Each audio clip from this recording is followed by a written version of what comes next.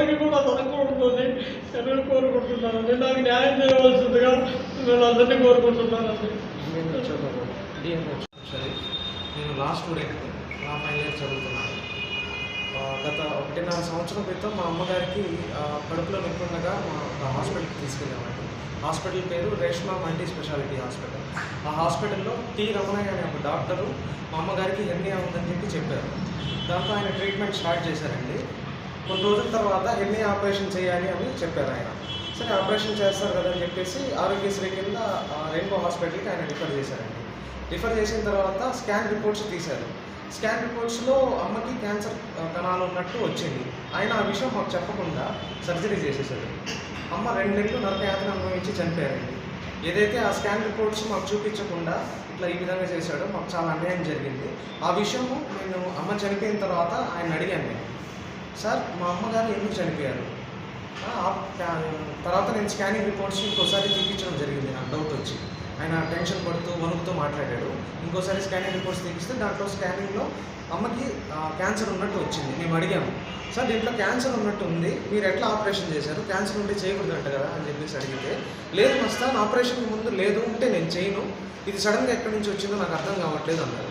నేను అడిగాను, సరే సార్ మీరు సర్జరీకి ముందు ఏదైతే ఆ స్కాన్ రిపోర్ట్ ఉందో నాకు ఇవ్వండి, అది చూసి దాంట్లో మీరు చెప్పినట్టే క్యాన్సర్ లేకపోతే మేము సైలెంట్ అయిపోతాం సార్ అంటే, ఆయన లేదండి మా దగ్గర రిపోర్ట్ లేదు, విజయవాడకు పంపించేసాము, మా దగ్గర ఎందుకు ఉంటుంది, ఆరోగ్యశ్రీ వాళ్ళకి పంపించేసాం అన్నారు. రెయిన్బో హాస్పిటల్ వాళ్ళని అడిగితే అదే చెప్పారు.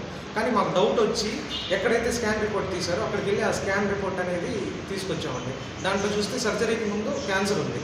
ఇంకా దాంతో మేము సంబంధిత అధికారులను కలిసామండి. పోలీస్ డిపార్ట్మెంట్ని కలిసాము, కలెక్టర్ ఆఫీస్కి వెళ్ళాము. 1.5 సంవత్సరం తిరిగినా కూడా ఎవరు న్యాయం చేయలేదండి. ఏపీ మెడికల్ కౌన్సిల్ వాళ్ళని అప్రోచ్ చేశాము. వాళ్ళు ఎంక్వైరీ పెట్టి ఒక కమిటీని పెట్టి డాక్టర్స్తో వాళ్ళు తెలిసింది ఏంటంటే, ఈ డాక్టర్ క్యాన్సర్ ఉండగా ఇలా చేసాడు, ఇలా చేయకూడదని చెప్పి అతన్ని సస్పెండ్ చేశాడండి 3 months. ఆ 3 months సస్పెన్షన్ అనేది చాలా తక్కువ అండి. మాకు అది న్యాయమే కాదు అసలు.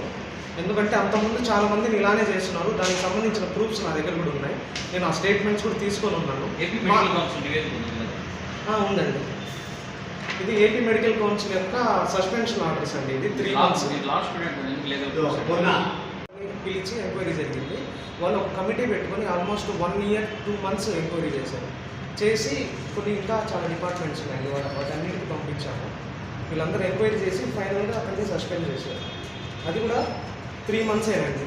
ఒక మనిషి ప్రాణం 3 months అయినా అదొకసారి మనందరికీ తల్లి ఉన్నారు, ఒక్కసారి ఆలోచించండి. ఒక మనిషి ప్రాణం 3 months. నేను మీడియా మిత్రులందరినీ కోరుకోలేదు ఒకటే, మా తల్లికి జరిగినట్టు ఇంకెవరికి జరగకూడదు. ఇలాంటి కేసులు ఇంకా చాలా ఉన్నాయంటే నేను డైరెక్ట్గా వెళ్ళి ఎంక్వైరీ చేశాను పేషెంట్ ఫ్యామిలీస్తో. ఆ రెయిన్బో హాస్పిటల్లో ఎన్నో అవకతవకలు జరుగుతున్నాయి. ఎట్లా అంటే గవర్నమెంట్ నుంచి వచ్చిన డబ్బులు వాళ్ళు ఇస్తున్నట్టు ఒక ఫోటో తీసుకొని మళ్ళీ రిటర్న్ తీసుకుంటారు.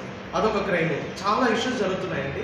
నేను సిబిసిఐడి వాళ్ళని కోరుకునేది ఏంటంటే, అక్కడ సమగ్ర విచారణ జరిపి ఏదైతే ఉన్నాయో ఎంతమంది ఆయన దగ్గర ఆ రెయిన్బో హాస్పిటల్లో ఈ టి రమణయ్య అనే వీళ్ళిద్దరి దగ్గర ట్రీట్మెంట్ తీసుకున్న పేషెంట్స్ ఎంతమంది బతుకున్నారో ఎంతమంది చనిపోయారో లిస్ట్ తీస్తే మీకే తెలుస్తుందండి. ఈ 3 months సస్పెన్షన్ అనేది మాకు అసలు న్యాయమే కాదు. అతన్ని పర్మనెంట్గా సస్పెండ్ చేయాలని కోరుకుంటున్నాను. ఈ రెయిన్బో హాస్పిటల్ మీద ఎటువంటి యాక్షన్ తీసుకోలేదండి ఇప్పటి వరకు. ఆ హాస్పిటల్ మీద కూడా యాక్షన్ తీసుకోవాలని కోరుకుంటున్నాను. దయచేసి మీ మీడియా మిత్రుల సహాయం కూడా మాకు కావాలండి. మా కుటుంబానికి న్యాయం చేయాలని కోరుకుంటున్నాను.